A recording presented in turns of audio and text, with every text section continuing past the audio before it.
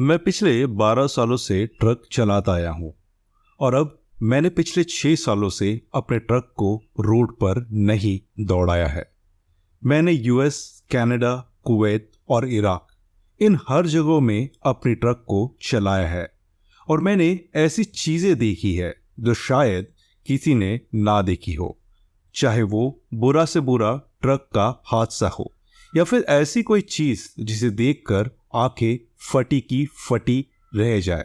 सब कुछ मेरे पिछले 12 साल के एक्सपीरियंस से कुछ घटनाएं मैं आपके साथ बांटने जा रहा हूं। एक रात मुझे फोन आता है कि मुझे एक गाड़ी को टो करना है जो कि मेरी लोकेशन से लगभग 1 घंटे की दूरी पर थी। मैंने हाँ कह दिया और तुरंत गाड़ी की लोकेशन पर पहुंचने मैं निकल जाया। मैंने जैसे ही गाड़ी को टो कर लिया मैं वापस आने लगा। अब रात हो चुकी थी, इसलिए मुझे हल्की हल्की नींद आने लगी थी।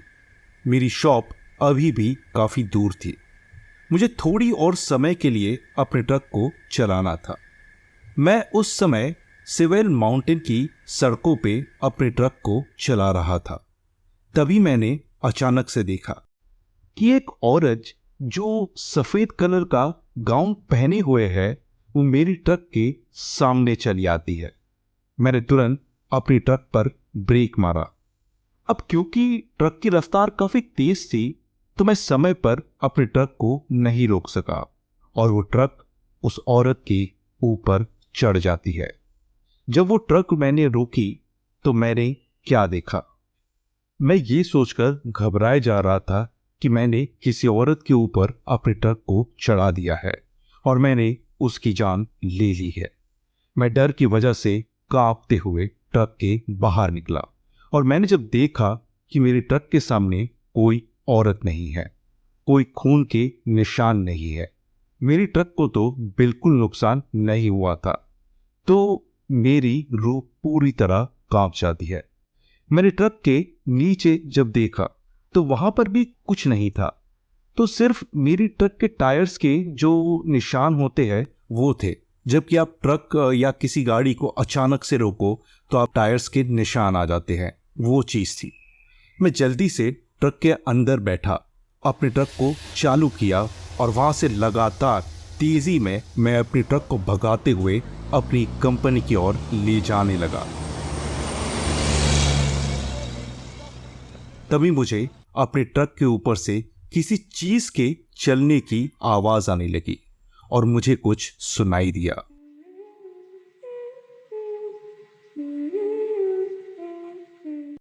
कोई औरत गाना गुनगुना रही थी। डर के मारे मेरे रोंगटे खड़े हो गए। मैं पल के झपकाए बिना लगातार ट्रक को भगाते जा रहा था और मेरा मकसद यही था कि मैं जल्द से जल्द अपनी कंपनी के पास पहुंचूं। मैं जैसे ही कंपनी के अंदर पहुंचा वैसे ही मैंने तुरंत अपने कलीग को फोन लगाकर अपने ट्रक के पास बुलाया। मैं ट्रक के अंदर ही अपने आप को लॉक करे बैठे हुआ था और मैंने फोन से अपनी कलीग को ट्रक के ऊपर चेक करने के लिए कहता है। तो मुझसे पूछे जा रहा था कि क्या हुआ, किस बात के लिए तुम मुझे चेक करने के लिए कह रहे हो। पर मेरे बार बार कहने पर भी और मेरे आवाज में डर और गंभीरता सुनने पर उस आदमी ने ट्रक के ऊपर चढ़ने का फैसला किया। वो ट्रक के ऊपर पहुंचा और उसने मुझे बताया कि वहां पर कुछ भी नहीं था। ये सुनकर मेरी जान में जान आई और मैं ट्रक के बाहर उतरा। मैंने उसे ट्रक से नीचे उतरने में मदद करी और हम दोनों जाकर अपनी कंपनी में एक केबिन में बैठ जाते हैं। उसने मुझे फिर से पूछा कि मैं इतना डरा हुआ क्यों हूं और मेरे चेहरे पर 12 क्यों बजे हुए हैं। तब मैंने थोड़ा सा पानी पिया और उसे सारी बात बताई। अब वो सब सुनने के बाद बहुत गंभीर हो चुका था और वो बहुत ही गंभीर आवाज में मुझसे बोला, जॉनथन, तुम खुशकिस्मत हो कि तुम बच गए। उसने मुझे फिर आगे बताया कि कई साल पहले वहां पर एक औरत का बहुत बुरी तरीके से खून कर दिया गया था। फिर उस घटना के बाद कई लोगों ने उस औरत को रोड पर देखे जाने की बात रिपोर्ट करी है, वाइट कपड़ों में, बिल्कुल उसी सेम जगह पर। अब ये सुनने के बाद मेरे तो रोंगटे पूरी तरह खड़े हो जाते हैं। मैं बस ये सोच रहा था कि अगर मैं वहां पे थोड़ी देर और रुक जाता, या शायद वो औरत अगर मुझे मेरे सीट के पास बैठे हुए दिखती, तो मेरा क्या होता। मेरे परिवार में लोगों की ऑक्यूपेशन या तो मिलिट्री रही है या ट्रकिंग, और मैंने ट्रकिंग को चुना। मैं अपने बारे में थोड़ा बता देती हूँ। मैं अपने हस्बैंड से मिली थी जब मैं 18 साल की थी। मेरी शादी 20 साल की उम्र में हो चुकी थी और 21 की उम्र में हमने ये निर्णय लिया कि हम दोनों साथ में ट्रक चलाएंगे। अब जिन लोगों को ट्रक ड्राइवर के बारे में ज्यादा अच्छे से जानकारी ना हो, तो मैं बता देती हूँ। ट्रक ड्राइवर्स को काफी अच्छी सैलरी दी जाती है और कुछ नियम भी होते हैं जिसे जानना और मानना पड़ता है। एक व्यक्ति ट्रक को एक दिन के कुछ निश्चित घंटे ही चला सकता है और उस कुछ निश्चित घंटों के बाद उसे थोड़े समय के लिए नींद जरूर लेनी होगी। ये गवर्नमेंट के द्वारा ट्रक से होने वाले हादसे को रोकने के लिए नियम बनाए गए हैं। हमारा ट्रक काफी बड़ा था। उसमें एक बड़ा सा केबिन भी था जिसमें हम शांति से और अच्छे से सो भी सकते थे। हमने ये निर्णय लिया कि वो दिन में ट्रक चलाएंगे और मैं रात में। मुझे रात के समय ट्रक चलाना इसलिए पसंद था क्योंकि रात के समय रोड बिल्कुल खाली रहता है और मैं आराम से बिना किसी रोक टोक के अपनी ट्रक को चला सकती थी। अब कहानी पर वापस आते हैं। मैं उस समय एरिज़ोना के हाईवे पे अपने ट्रक को चला रही थी। मैं अपनी ट्रक के दाएं और बाएं दिशा में ट्रैफिक के लिए देख रही थी और तभी मैंने देखा वो कोई जानवर था जो अपने 2 पैरों पे दौड़ते हुए मेरी ट्रक की स्पीड को मैच करने की कोशिश कर रहा था। देखते ही देखते वो अपने चारों पैरों पर दौड़ने लगा और मेरी ट्रक की रफ्तार को उसने मैच कर लिया। मैंने जैसे ही नीचे ट्रक के स्पीडोमीटर पर देखा तो मेरी स्पीडोमीटर पर स्पीड थी 30 मील प्रति घंटा, मतलब लगभग 50 किलोमीटर प्रति घंटे की रफ्तार से मेरी ट्रक चल रही थी। मैंने अपने दाएं ओर देखा और मैंने देखा उसका बड़ा सा सर मेरी ओर मुड़ता है और मेरी आंखों में वो आंखें डालता है। ये कोई जानवर था, इतना पतला और इतना कमजोर सा ये दिखाई दे रहा था कि मैं उसकी रीढ़ की हड्डी तक देख पा रही थी। उसका सर बिल्कुल उसके शरीर के लिए बहुत बड़ा दिख रहा था और उसके हाथ पैर भी काफी लंबे थे। उसके शरीर पर बिल्कुल भी बाल नहीं थे, सिर्फ खाल थी और ऐसी जो कि गल रही हो। वो दौड़ते जा रहा था और एक बात जिसने मुझे उस समय इतना घबरा दिया था वो ये थी कि उसकी आंखें हर समय मेरी तरफ गड़ी हुई थी और वो बिना सामने देखे मेरी ट्रक की रफ्तार को मैच करते हुए दौड़े जा रहा था। मैं घबरा गई। मैंने अपने ट्रक के एक्सेलरेटर पर पैर पटके और अपने ट्रक को तेजी से भगाना शुरू कर दिया। मैंने सामने देखा तो रेड लाइट का सिग्नल था, पर मुझे उस बात से बिल्कुल फर्क नहीं पड़ा। मैंने सिग्नल तोड़ दिया और अपनी ट्रक को भगाती गई। थोड़े टाइम बाद जब नॉर्मल हुआ तो मैंने देखा कि अब वो जानवर वहां पर नहीं था। मेरी सांस में सांस आई। तभी मैंने अपने हस्बैंड को उठाने का सोचा। न जाने वो जानवर कहां से मेरी ट्रक से आके भिड़ जाता है। जब से जानवर पर मेरी ट्रक की हेडलाइट्स पड़ी तब मैंने उसे अच्छे से देखा। उसके हाथ पैर काफी पतले लेकिन लंबे थे। उसके पंजे इतने बड़े थे कि किसी भालू जैसे बड़े जानवर को भी एक बार में दो टुकड़े कर दे। उस भिड़ने की आवाज से मेरे हस्बैंड उठ गए और उन्होंने मुझसे पूछा कि क्या हुआ है। मैं कांपते हुए उस जानवर की ओर उंगली से इशारा करने वाली थी, लेकिन वो गायब हो गया। मेरी आंखों से आंसू बह रहे थे। मैंने सारी बात अपने हस्बैंड को बताई और वो मुझे चुप कराने में लग गए। उसके बाद उन्होंने तुरंत 911 यानी इमरजेंसी हेल्पलाइन पे फोन किया और कैबिन में से एक गन निकाल ली। मेरे ट्रक के कैबिन में गन रखी हुई थी, इस बात का पता तो मुझे भी अभी तक नहीं था। मैं अभी भी रोए जा रही थी और वो मुझे दिलासा दिला रहा था कि सब कुछ सही हो जाएगा। और अब मेरी हालत थोड़ी ठीक भी होने लगी और हम दोनों उसके बाद शांति से अपने कैबिन में बैठे हुए थे। पर तभी हम दोनों ने एक आवाज सुनी, इससे हम अपनी जगह पर बैठे बैठे ही डर के मारे जम जाते हैं।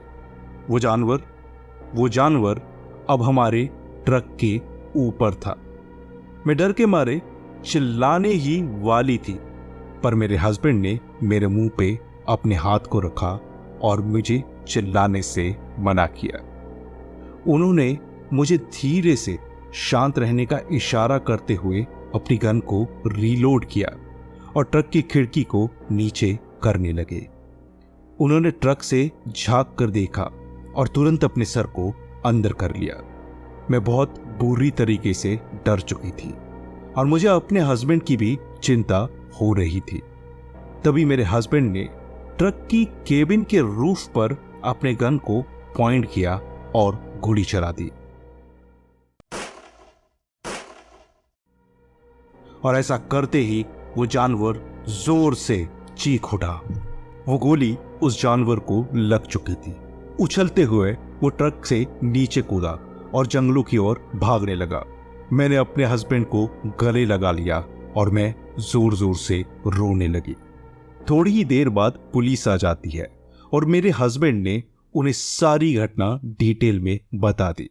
मैं अभी भी जंगलों की ओर घूरे जा रही थी और तभी मैंने देखा वहां पे खून के निशान थे जो कि जंगल की ओर जा रहे थे।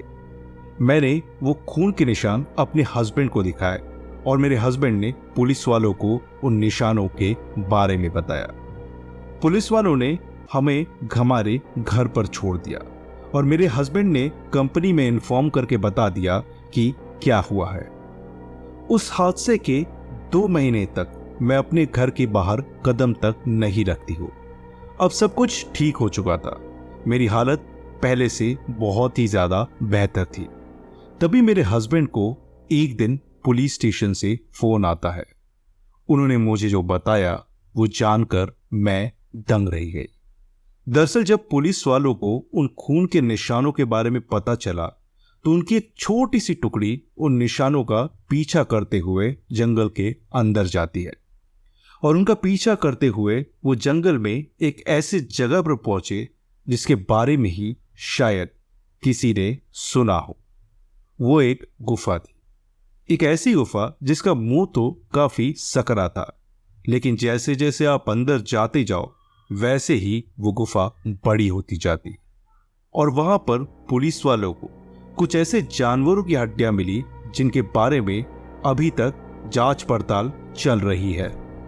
वहां पर एक्सप्लोजिव्स की मदद से एक्सप्लोजन किया गया और उस गुफा को बंद कर दिया गया और उस हाईवे पर भी एक छोटा सा पुलिस स्टेशन खड़ा कर दिया गया है ताकि ऐसा कोई हादसा आगे किसी के साथ ना हो।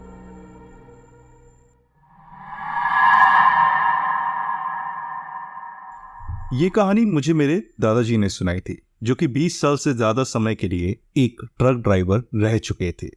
अब आगे की घटना मैं आपको अपने दादाजी के नजरिए से सुनाने वाला हूं।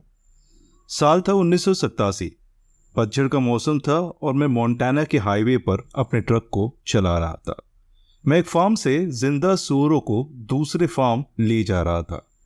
काफी रात हो चुकी थी, लगभग 11 बज चुके थे। मैंने सोचा कि मुझे थोड़ी देर रुककर अपनी आंखें बंद कर छोटी सी झपकी लेनी चाहिए। मौसम काफी अच्छा था और हल्की ठंडी हवा ट्रक के अंदर भी आ रही थी। तभी मैंने रोड के बाएं तरफ एक जगह देखी जहां पर मैंने अपने ट्रक को खड़ा कर दिया। मैंने ट्रक का दरवाजा खोल ट्रक से नीचे उतर मैंने हर चीज को एक बार चेक कर लिया कि सारे के सारे दरवाजे अच्छे तरीके से लगे हुए हैं या नहीं, और उसके बाद मैं अपने केबिन में जाकर सो गया। रात के 3 बजे के आसपास मेरी आंखें खुल जाती है। मेरे कानों में सूअरों के चिल्लाने की आवाज पड़ रही थी।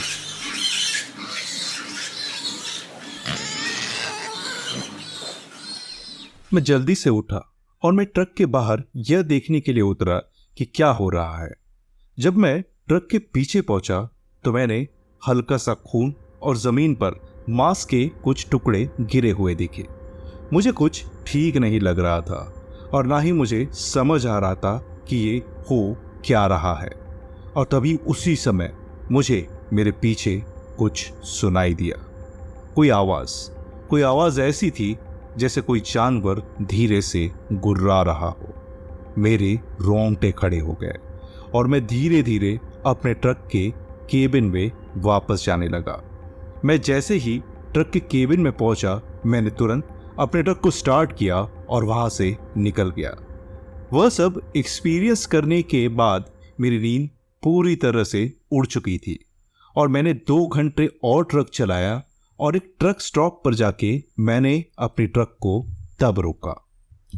सूरज आखिरकार निकल आया था और मैं अब ट्रक को अच्छे तरीके से चेक कर सकता था और मैं ट्रक के नीचे उतरा। मैं ट्रक के पीछे गया और मैंने ट्रक को अच्छे से चेक करना चालू कर दिया। अब जब मैंने अच्छे से उजाले में अपने ट्रक को देखा तो मुझे पता चला कि ट्रक के अंदर मौजूद एक सूअर मरा पड़ा हुआ था और उसके शरीर पर एक काफी बड़ा कट भी लगा था। मैं सोच में पड़ गया कि वह क्या चीज है जो ट्रक के अंदर घुसने की कोशिश कर रही थी कि तभी मेरे बगल से एक ट्रक ड्राइवर गुजरा और वो अपने ट्रक को रोक के नीचे उतरता है और मेरे पास पहुंचता है।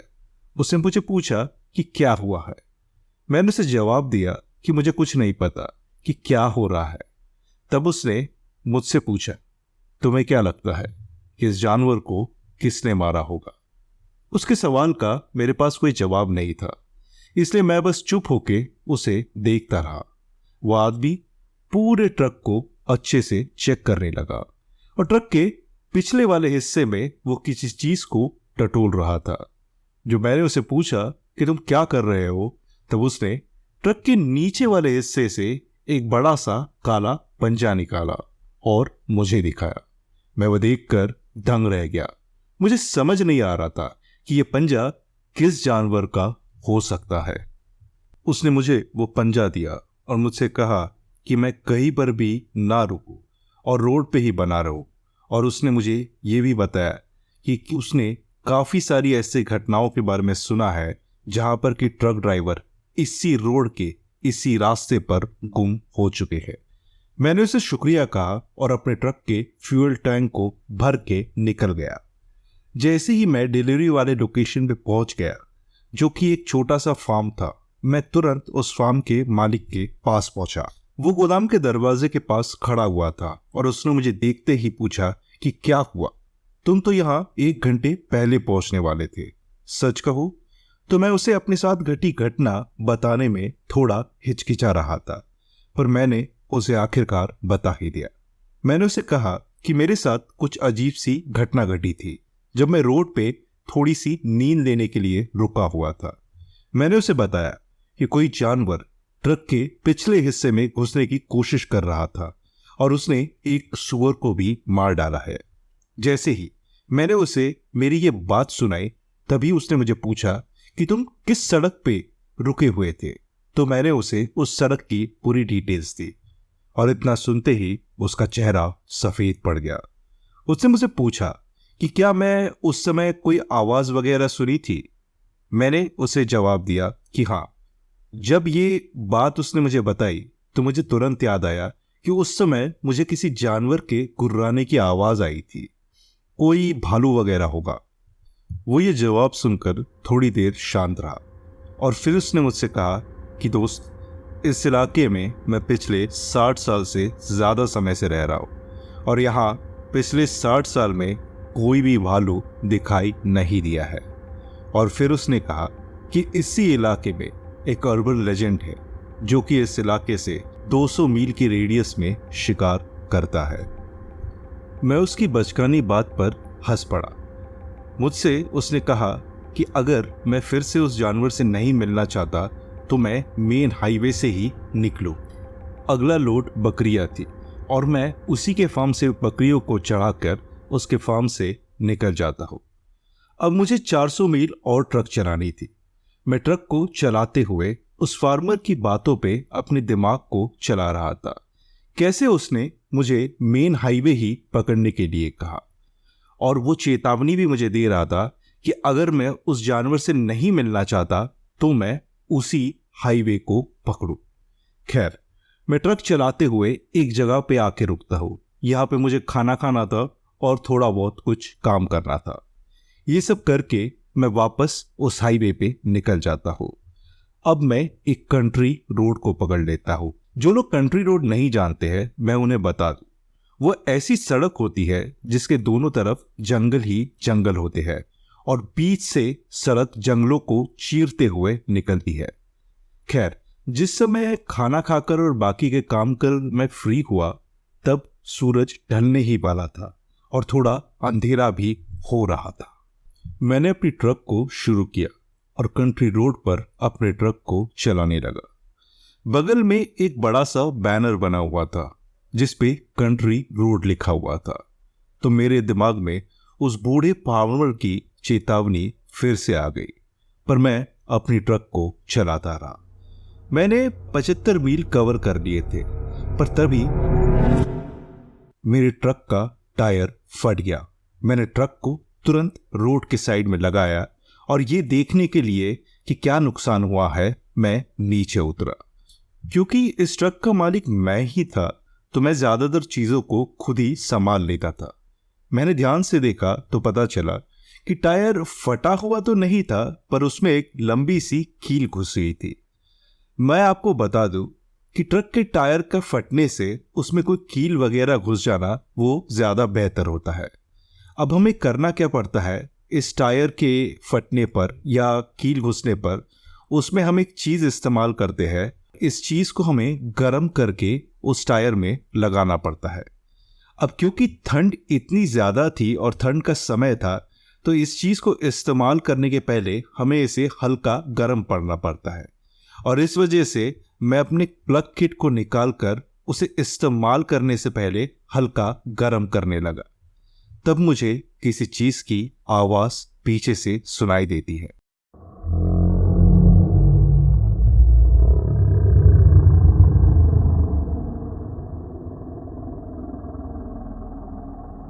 और तभी बकरियों में जो बकरियां मैं लोड करके लेके जा रहा था उनकी चिल्लाने की आवाज भी मुझे आती है। मैं जल्दी से अपने कैबिन में घुसा और उसके अंदर से मैंने एक पिस्तौल निकाली। हाँ, ये पिस्तौल ज़्यादा बड़ी तो नहीं होती है, पर हाँ, अपनी सुरक्षा के लिए इस्तेमाल करने के लिए ये काफ़ी होती है। अब मैं ट्रक के पिछले हिस्से में जाने लगा और जैसे ही मैं वहाँ पहुँचा तो मैंने देखा कि ट्रक के शटर को तोड़ दिया गया था और एक बकरी का सिर उस ट्रक के शटर से आधा बाहर लटका हुआ था और ये कटा हुआ भी था। मैं बहुत घबरा गया और आसपास देखने लगा कि कोई चीज़ मेरे आसपास तो नहीं है। मुझे ऐसा लग रहा था कि जो भी चीज़ इस बकरी को मार रही थी या खाने की कोशिश कर रही थी मैंने उसे बीच में ही टोक दिया है। और उसी समय मुझे फिर से वही गुर्राने की आवाज सुनाई देती है और इस बार यह आवाज काफी नजदीक से आई थी। अब क्योंकि अंधेरा हो चुका था तो मैंने अपनी फ्लैशलाइट को निकाला और जहां से यह आवाज आ रही थी उस तरफ कर दिया, पर मुझे सिर्फ एक परछाई दिखी। मैंने गौर से उस चीज को देखा और ध्यान से और देखने की कोशिश की तो मैंने देखा उसकी आंखें पीली थी और वो कम से कम 7 से 8 फीट लंबा होगा। मैं धीरे धीरे करके पीछे हटने लगा और जैसे ही हल्की सी रोशनी उस जानवर के चेहरे पर पड़ी तो मैंने देखा उसके मुंह से खून बह रहा था और ये कि वो एक बिगफुट था। मैंने अपनी गन बाहर निकाली और उसकी ओर तान दी। इतना करते ही वो अपनी जगह पे रुक गया, मानो कि उसे पता हो कि गन का क्या इस्तेमाल होता है। मैं वहां डरा सहमा खड़ा हुआ था और तभी वो और जोरों से गुर्राने लगा और मेरी तरफ देखने लगा। मैं चाहता था कि मैं उसके ऊपर ये गन चला दूं, यानी गोली चला दूं, पर इस वक्त मैं इतना डरा हुआ था कि मुझसे कुछ हो ही नहीं पा रहा था। फिर भी बहुत हिम्मत जुटा के मैं धीरे धीरे पीछे की तरफ चलने लगा। अब मेरे दिमाग में एक दूसरा ख्याल आया कि कैसा हो अगर मैं जल्दी से अपनी केबिन में पहुंच जाऊं और वहां पे पड़े हुए कैमरे से मैं इस चीज की तस्वीर ले लूं। मैं धीरे धीरे कदमों से पीछे की तरफ चलता गया। मैंने जब अपने ट्रक के दरवाजे को खोला तो तुरंत मैं अंदर गया और मैंने कैमरे को निकाला। जब तक मैं ये सब कर रहा था पीछे से बकरियों की आवाज़ फिर से आने लगी। मैं ये समझ गया कि ये जानवर फिर से बकरियों के पास पहुंच गया है। मैं दौड़ के पीछे जाता हूं और मैंने तुरंत उसकी फोटो ली और तुरंत मैं फिर से भागते हुए अपने ट्रक के केबिन में घुसा, अपने ट्रक को चालू किया और तुरंत मैं वहां से निकल जाता हूं। अब मैं अगले एक ट्रक स्टॉप पे रुकता हूं और वहां मैंने अपनी ट्रक को रोका और तभी वहां का एक कर्मचारी आके मुझे पूछता है क्या मुझे किसी मदद की ज़रूरत है। मैं जब ट्रक के नीचे उतरा तो उसने मेरा चेहरा देखा और वो समझ गया कि मुझे कुछ तो हुआ है। उसने मुझे अपने ट्रक स्टॉप के अंदर एक केबिन में बिठाया और उसने अपने दूसरे मैकेनिक को कहा कि वो मेरी ट्रक को ठीक करे। जब तक मैं बैठ के पानी वगैरह पी रहा था तभी मैंने अपने कैमरे को निकाला और अपने कैमरे में देखने लगा कि वो फोटो कैसी आई है। भले ही पहली बार मुझे कुछ ठीक से दिखाई नहीं दिया, पर उस पहले कर्मचारी ने मुझे पूछा कि यह डरावनी तस्वीर आपने कहाँ से ली है। मुझे तो कुछ ठीक से दिख नहीं रहा था। उसके बाद मैं उठा, अपने मुंह और आंख को मैंने फिर से धोया और उसके बाद उन्हें पोंछा और तब जब मैंने उस तस्वीर को वापस देखा तो मुझे दिखाई देती है 2 पीली आंखें और एक बड़ी सी घनी काली परछाई। मैं ये देख के समझ गया कि मैंने शायद इस चीज को अपने कैमरे में कैप्चर कर लिया है। मैंने तुरंत वहां से फोन मिलाया और उन डिलीवरी वालों को बताया कि मैं समय पर नहीं पहुंच पाऊंगा या शायद मैं पहुंच ही नहीं पाऊंगा। मैंने उन्हें एक दूसरी ट्रक भेजने के लिए कहा जो कि इन बकरियों को लेके अपने डेस्टिनेशन पर पहुंचा दे। मैं ट्रक को निकाल के अपने घर पहुंच जाता हूं। मैंने अपने परिवार को अपने गले से लगाया और उस कैमरे को छुपा दिया। अब अगर आपको ध्यान हो तो ये घटना एक व्यक्ति के दादाजी ने उन्हें सुनाई थी और इस कहानी में जो छोटा लड़का था वो उस व्यक्ति का पिता है। मुझे और मेरे परिवार को भले ही आज तक बिगफुट, वेयरवुल्फ ऐसे अर्बन लेजेंड्स होने का ज्यादा विश्वास नहीं है, पर आज भी जब मैं वो तस्वीर देखता हूं तो मेरी रूह कांप जाती है। मुझे ये लगता है जंगलों की गहराइयों में और अंधेरों में ऐसी खूंखार चीजें हैं जो कि हम बयां तक नहीं कर सकते। जंगल के अंदर की शांति और अंधेरा अपने अंदर ऐसे कई सारे राज छुपा के रखता है जो कि हम सोच भी नहीं सकते। कुछ ऐसी चीजें जो हम देखना नहीं चाहते कि हम शायद देख नहीं पाएंगे। मैं हमेशा यही दुआ करूंगा न ही मुझे और न ही आप में से किसी को कभी भी ऐसी किसी चीज का सामना करना पड़े।